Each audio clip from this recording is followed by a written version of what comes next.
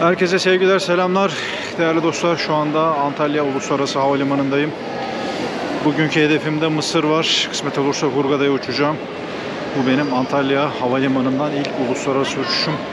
Pegasus Antalya üzerindeki uçuşlarını artırdı. Hatta yakın zamanda Kahire'de başlayacak muhtemelen. Antalya üzerinden epey bir sefer özellikle Mısır tarafına görünüyor. Çünkü Mısır son zamanlarda çok fazla tercih edilen bir destinasyon haline geldi. Onun için Pegasus'ta hem İstanbul hem Antalya uçuşlarını burada artırmış gibi görünüyor. Antalya Havalimanı'nı güzel bulduğumu söyleyebilirim. Derli toplu gibi görünüyor. Bu Mısır yolculuğu büyük bir yolculuk. Önce Hurghada'ya gideceğim. Arkasından Asman'a geçeceğim. Ondan sonra Ebu Simbel, Luxor ve Kahire üzerinden yolculuğumu tamamlamayı planlıyorum. Bu yolculuğumu da sizlerle beraber paylaşacağım. Umarım hepimiz için keyifli bir yolculuk olur. Şimdilik görüşmek üzere.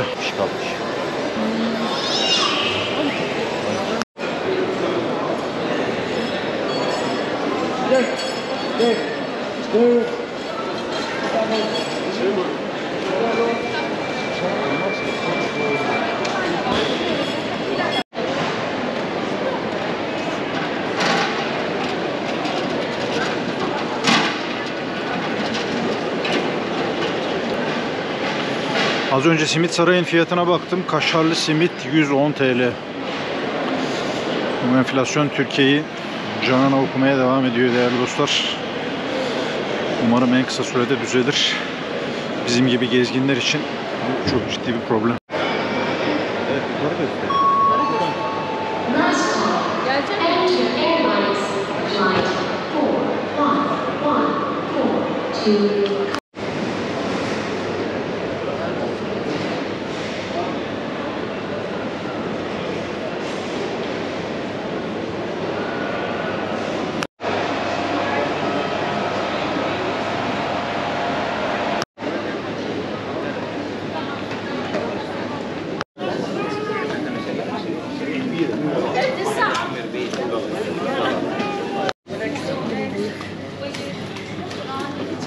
uçuşumuz için hazırız. Boarding başladı. Uçağa doğru gidiyoruz.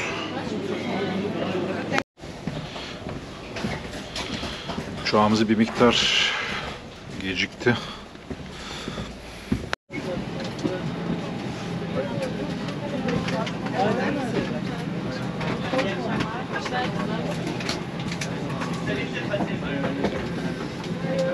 Tamam.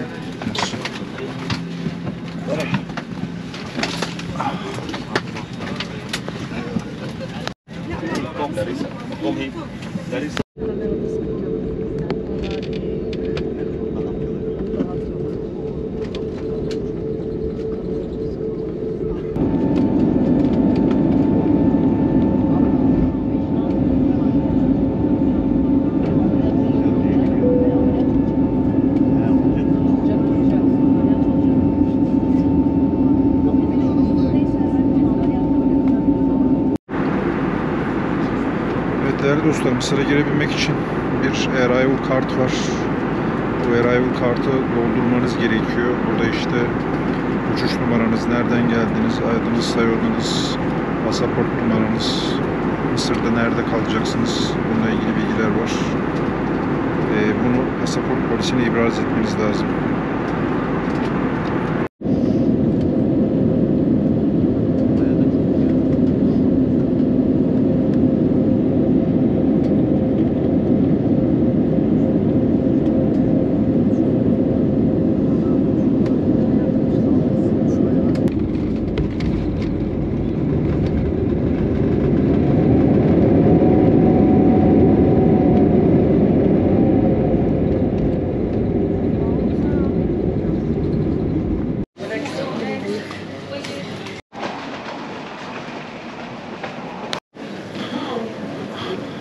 Evet, vizeyi sağ taraftaki banka şubelerinden almanız gerekiyor.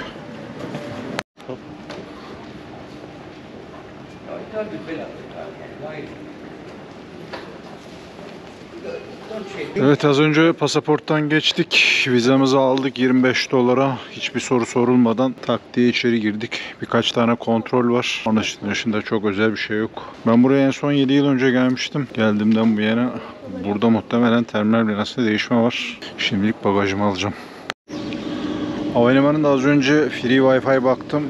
Bir 15 dakika kadar kullanılabilecek bir şey görünüyor.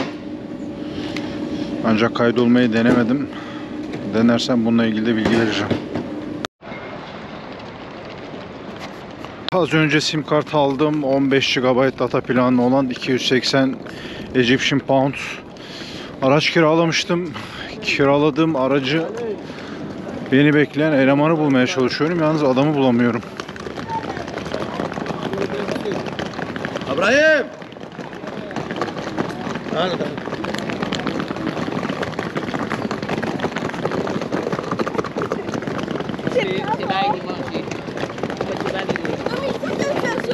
Hala kiraladığımız arabayı arıyoruz.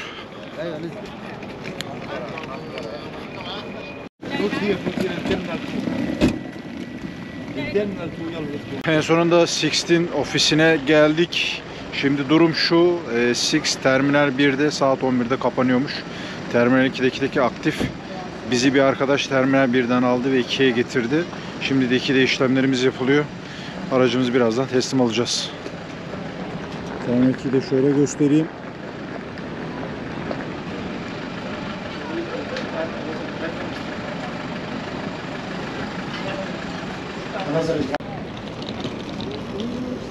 Driver side, front, passenger side, rear, Is this bump or scratch? where all scratches. All scratches. Yes. Okay. Okay. Rear, Rear, top. top. That's all. Okay. Thank you. Welcome.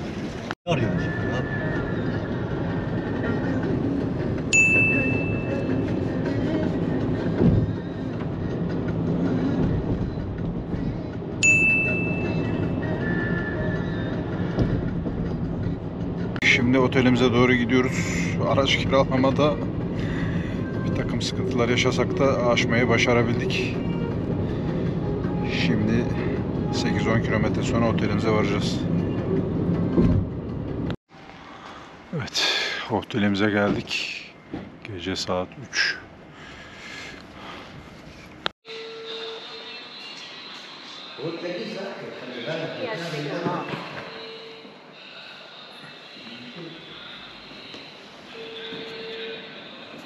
Nothing. They don't have any Egyptian pounds. No, it's not about Egyptian. I tell him about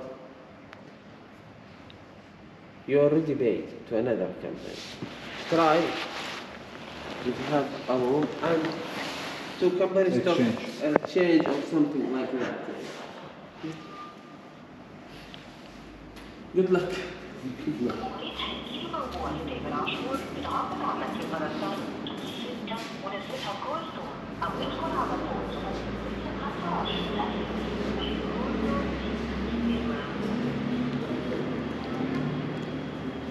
Önce arabada yatalım veya dışarı yapalım ya. Tamam da ne diyor? 10 dakikaya gelir mi diyor?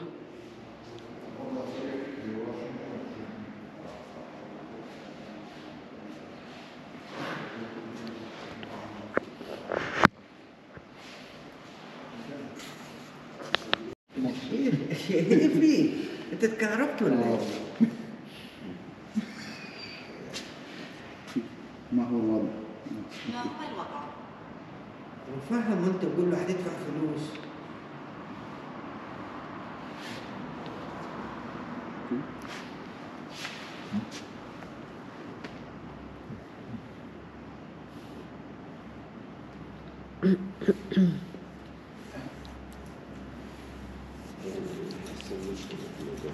يستنى لغاية الصبح مرة. بص حضرتك، نحن المفروض دلوقتي انا كلمت لك واحد بحيث يحجز لك شاليه بعيد عن موضوع الحجز بتاعك، وطبعا هتحاسب عليه لغاية السبعة.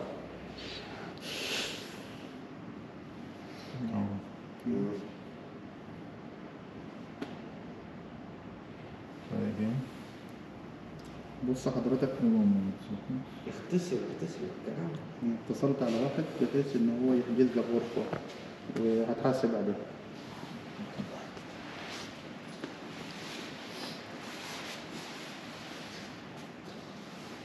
Charged how much? بقول له بكام بيسأل فيك بكام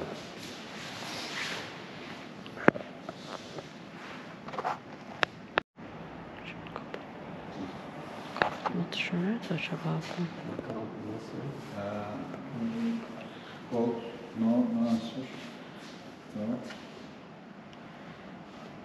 İngilizce de bilmiyorlar. شيء قول له كم ريمو çalıştım Çalıştı. Sen de tak. bakayım yine Ay iğneyi nereye koydun? Bana geri verdin mi? Ha vermiş. Al.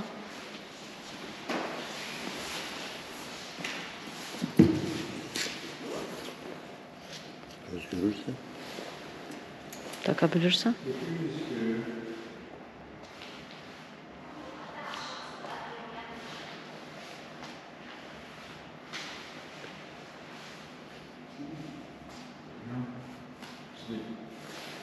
Sleepy. 800 mü diyor? Ne için? Başka oda mı verecek? Bu benden başkayım diyor. O adam yok diyor. 800 istiyor. adam yani Arkadaş uyuyor diyor. Ben de diyorum ki yola mı çıksak diyor. Abi 500 kilometre. Arabada uyuyam diyordu Yaşar. Ben de gidelim. hiç gidemiyorum. Bir yerde çay çorba da içeriz. Mesela sabah olayın der zaten. Niye buna 800 para verelim? Bizde otel Hawaii. Bunun iadesini alırız o zaman. Ya bence de kalmadığım otelin Otel Hawaii. Otel var. Biz oraya sor diyor. في الرجل. بص قول له نام فيه لغايه الصبح وتعالى مع الصبح وبقول له تنام معاهم. Oraya mı soralım? Ne yapalım? Ne diyorsun? Mısır'daki ilk tecrübemiz oldukça kötü başladı. Otele geldik. Otel check-in'inde hiçbir adam yok. Bir saattir kendisine ulaşmaya çalışıyoruz. Arkadaşı en sonunda uykusundan uyandırdık. Konuştuk. Bana saat 11.30'da check-in'in kapandığını söylüyor. Ancak ben WhatsApp'tan konuştum. Kendisine söyledim. Benim uçağımın 1'de geleceğini, bir sorun olup olmadığından bahsettim. Söylediğimi anladın mı dedim. Anladım dedi. Ancak arkadaş gitmiş, yatmış. Gayet güzel uyuyor. Biz de bir saattir burada mevzuyu çözmeye çalışıyoruz. Sabahın saat 4'ü. Hoş geldin Mısır. My friend, can you send me location of this hotel? My friend, can you send me location of this hotel via WhatsApp if possible? I will do that. Okay, I will find it. Okay. Okay. Thank you so much. Understand hotel? Hotel? Arabi? Moon? Moon Beach. مول بيتش. Mool Beach. مول بيتش ذا اوبر Uber. او تاكسي. تاكسي. I got a taxi. Sayın arkadaş aradı. Bir saattir konuşuyoruz. Beni şimdi başka bir otele postaladı. Şimdi bakalım oraya gideceğiz. Moon Resort Beach diye bir yere geldik. Şimdilik işimiz çözüldü gibi. Sabah saat 4. Şimdilik odamıza çıkacağız.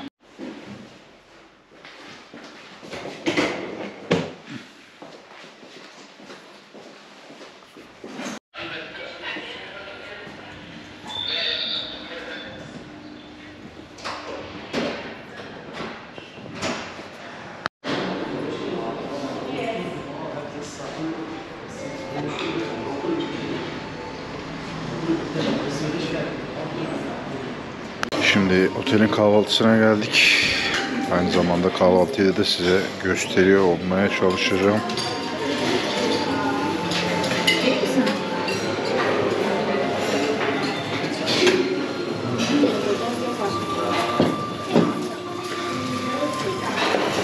Falafel.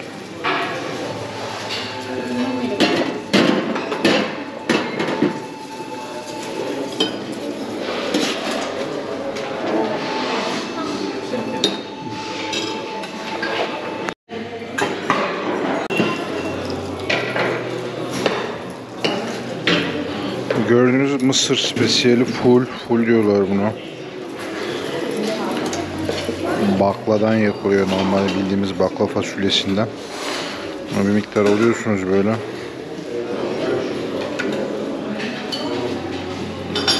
Çok az içine koyuyorsunuz.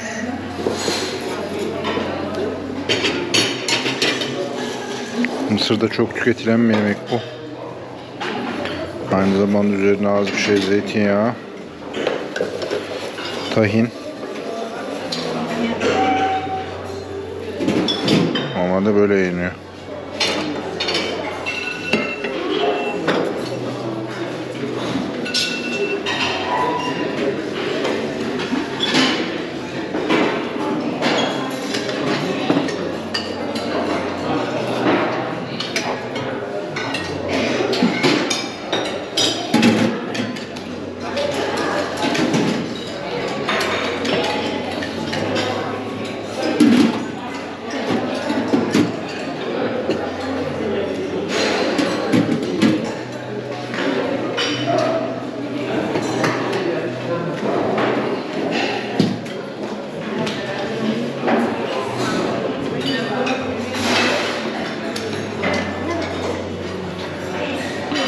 Burada da tatlı kesimi var.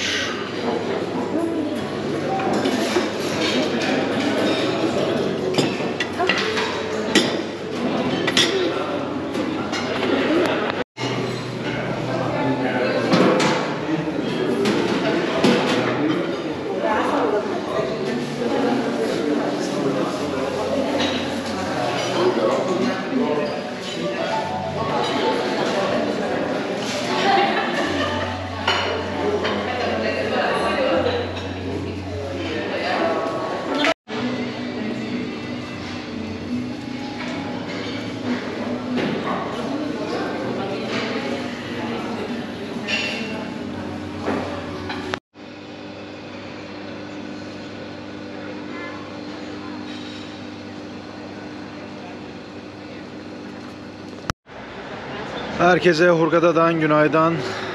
Şu anda Moon Beach Otel'in önündeyim. Geceki yaşadığımız krizden sonra saat 4 gibi geldik. İşte 3-4 saat kadar uyuduk. Kahvaltımızı yaptık. Birazdan Aswan için yola çıkacağız. Bakalım günümüz nasıl geçecek. Hep beraber göreceğiz.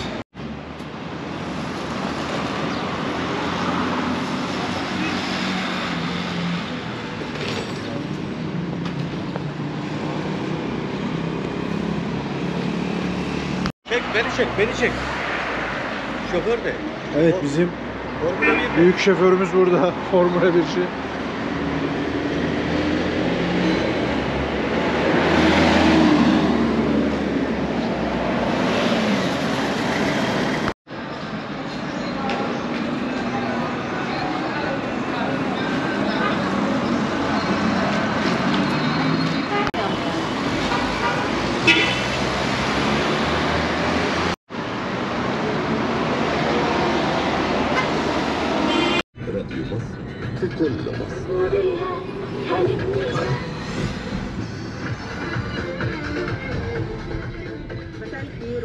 Evet, şimdi Hurghada'dan çıkıyoruz. Aswan'a doğru devam edeceğiz. Yolumuz epeyce uzun. Mısır maceramız başlıyor.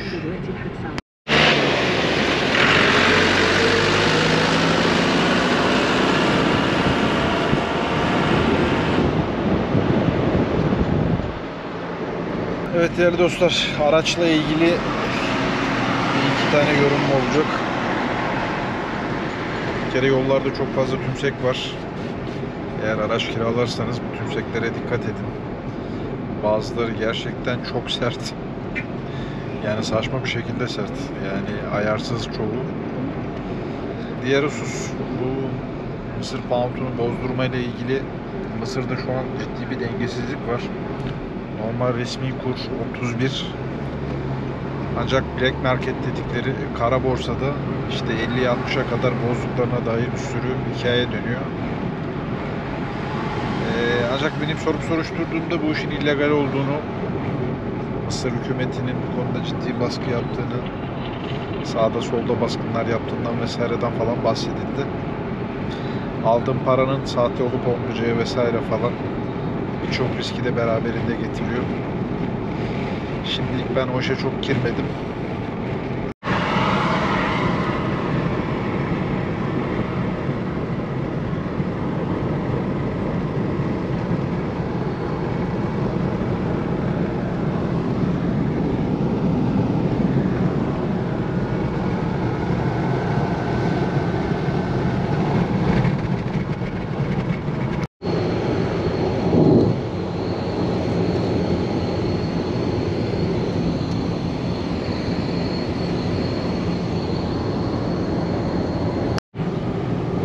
Şu anda Hurghada Kina hattı üzerinde devam ediyoruz. Burayla ilgili kısa bilgiler vereyim. Yolda bir kere incin top oynuyor. İkincisi yakıtınız tam olsun. Hiçbir şekilde petrol istasyonu görünmüyor. Özellikle tırlar sürekli soldan gidiyor. Şerit takibiyle ilgili Mısır'da ciddi problem olduğunu söyleyebilirim. Araç kullanırken bunlara dikkat etmekte fayda var. Kina'dan sonraki bir sonraki en büyük şehir Luxor. Benzininizi, petrolünüzü, yanınıza suyunuzu, içeceğinizi, yiyeceğinizi buna göre ayarlayın. Ya yolda inanılmaz sıkıştım. Maalesef tuvalet yapmak zorundayım. Ya burası yani hakikaten başınıza bir iş gelse kesinlikle yardım almakta ciddi zorlanacağınız bir yer. Çünkü bu alanda cep telefonu da çekmiyor. Bakın araziye.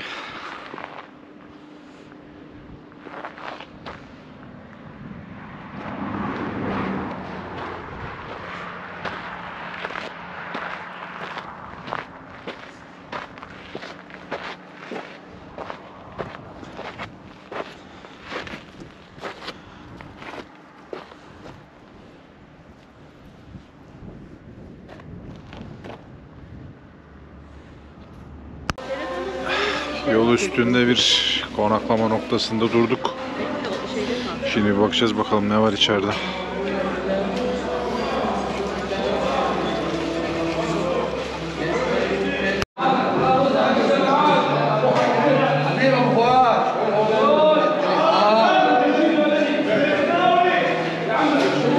Evet, aşağı yukarı 350-400 kilometre kadar yol geldik.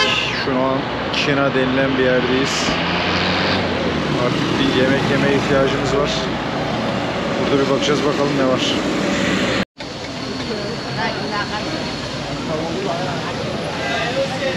Kina'da şimdi restorana çıktım. Yalnız menü tamamen Arapça. Bunun için Google Translate'in fotoğraf özelliği var.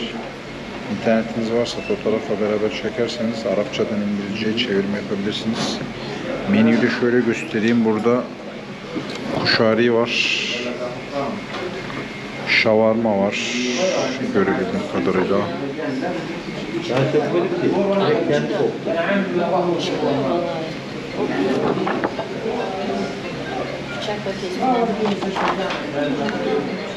Bunları Google Translate'te çevirip sipariş verebildim. Bakalım, bekliyoruz. Oo, vallahi benim çok güzel gözüküyor. Abla tavuk döner.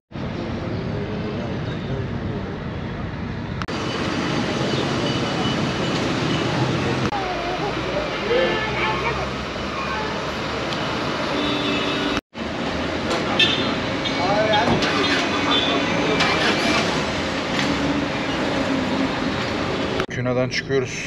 Az önce benzin aldık. Aşağı yukarı 25 litre benzine 300 pound ödedik.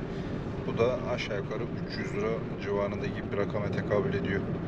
Yani litresi 12 pound, 12 TL gibi düşünebiliriz.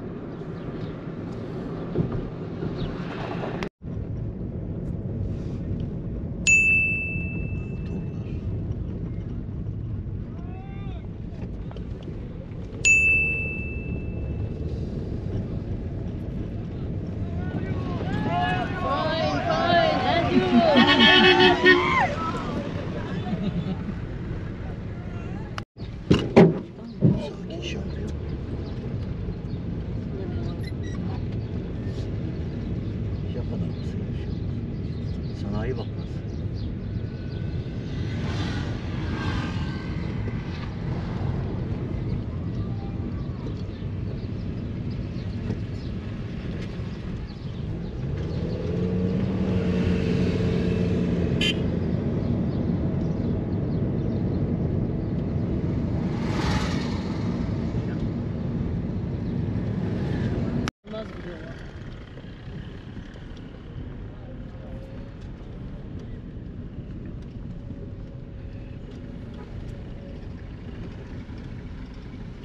kadar turistik bir şehirde öyle olması çok ilginç.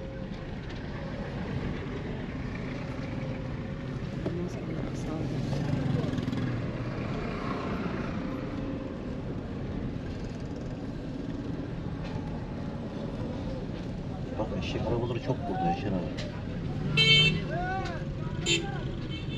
Akşam saat 6 Luxor'a ulaştık. Asfan'a doğru gitmeye çalışıyoruz. Yalnız yol inanılmaz kötü.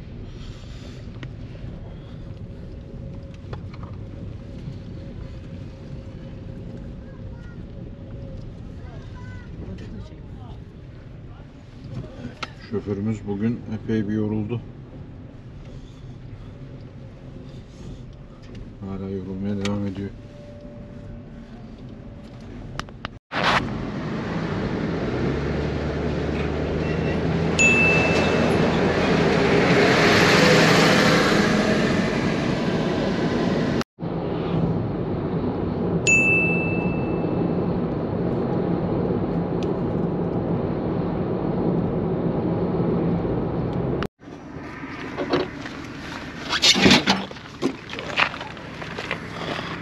Asfan'a 100 kilometre kala lastiğimiz gümledi. Yol bir yerde çok fena bozuldu.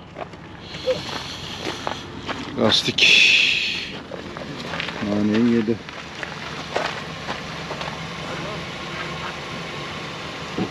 Efendim?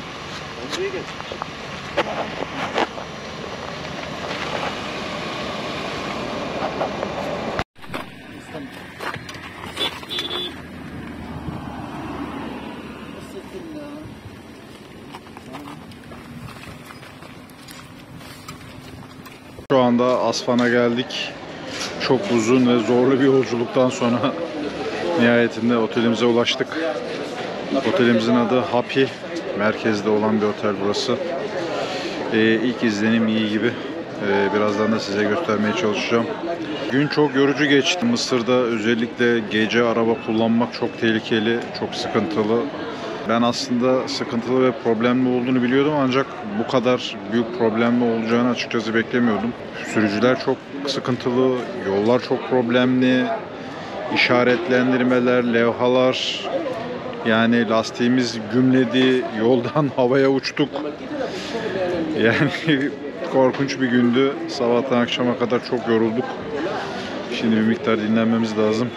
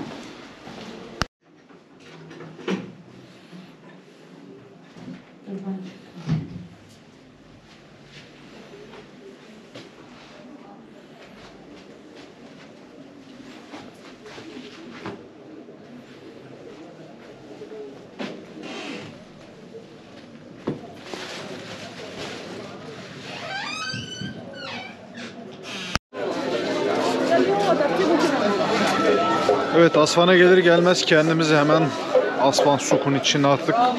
Suk Araplarda kapalı çarşı demek.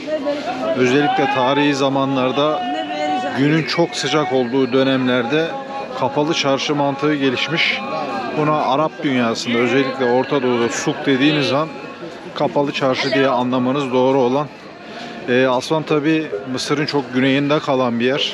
Sudan sınırına çok yakın. Özellikle Haziran, Temmuz, Ağustos aylarında burada sıcaklık 40-45 derecelere kadar buluyor.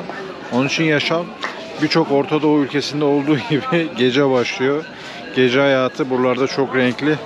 Asvan'ın suku da çok renkli. Ancak Mısır'da tabi buralar çok turist spot bölgeler. Ben bunlara turist trap diyorum. Yani turist tuzağı. Yani burada aslında gördüğünüz birçok hediyelik eşyanın tamamı turist oriented. turist oriented olduğu için fiyatlar ve rakamlar da ona göre. Burada kural belli.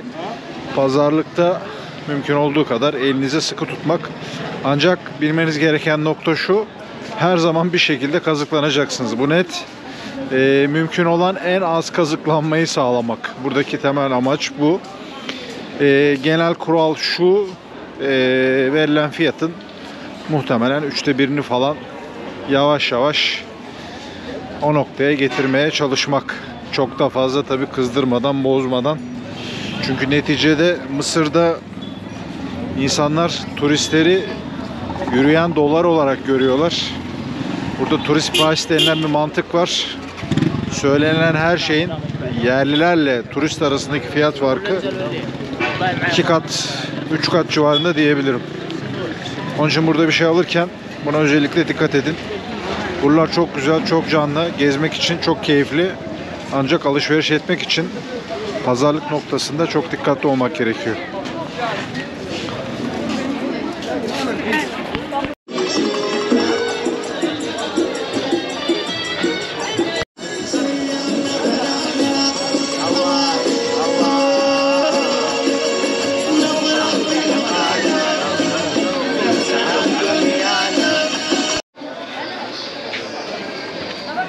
Bunlar kaç gün buradayız? Big Erdoğan var. Big, Viv Erdoğan. big. Viv Erdoğan. Pakistan zindabad. Pakistan zindabad. Pakistan zindabad. Pakistan zindabad. Tamam. Pakistan zindabad. Zindabad. Viv Pakistan. Bir Pakistan. Mısır'da nargile çok fazla tüketiliyor. Yani inanılmaz nargile tüketimi var burada. Gece, gündüz, sabah, akşam. Özellikle nargilerin kalitesi de tabii bize göre çok farklı. Yani aslında ağır diyebilirim. Ben normalde geçmişte nargile çok içtim. Mısır nargilesini oldukça ağır buluyorum. Yani 1 saat, 2 saat içtiğiniz zaman epey bir kafanızı döndürebiliyor. Çünkü kullanılan tömbeki harbi tömbeki. Yani hani Türkiye'de bir laf vardır, köpek öldüren diye. Oldukça sert nargileleri var. Çok tüketiliyor, çok seviyor. Bu konuyu merak eden arkadaşlar da burada nargile deneyebilirler.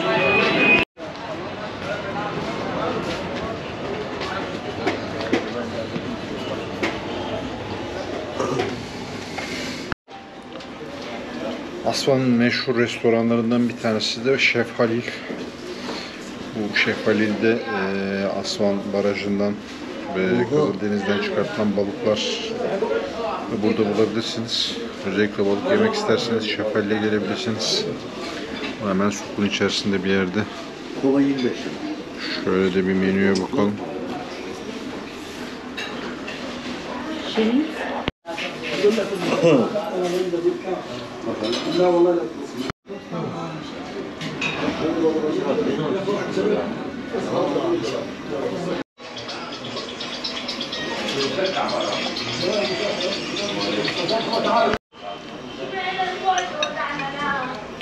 Bunu soyup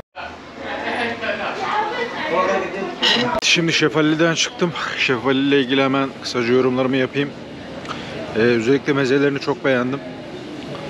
Patlıcan ve diğer yanında beraber gelenler. Sezam salatası klasik zaten. Fileto balık ben ızgara istedim. Pişme seviyesi biraz düşük buldum ama gene de fena değildi. Rakamlar normal ortalamanın epeyce bir üstünde. Yani aslında normal Türkiye fiyatlarıyla tabii kıyasladığınız zaman hala uygun denilebilir. Mesela karides için gelen rakam 300 civarında, 300 pound, 250 gram veriyor. Bu da aşağı yukarı 7-8 tane falan karides yapıyor. Karidesler jumbo değil. Fileta balık da öyle. Başarılı bulduğumu söyleyebilirim. Dediğim gibi Asman'da deniz ürünleri denemek isterseniz gelebileceğiniz buradaki önemli bilinen meşhur restoranlardan bir tanesi de bu Şef Halil. Onu da denemiş olduk ve bu arada da sizlerle paylaştım.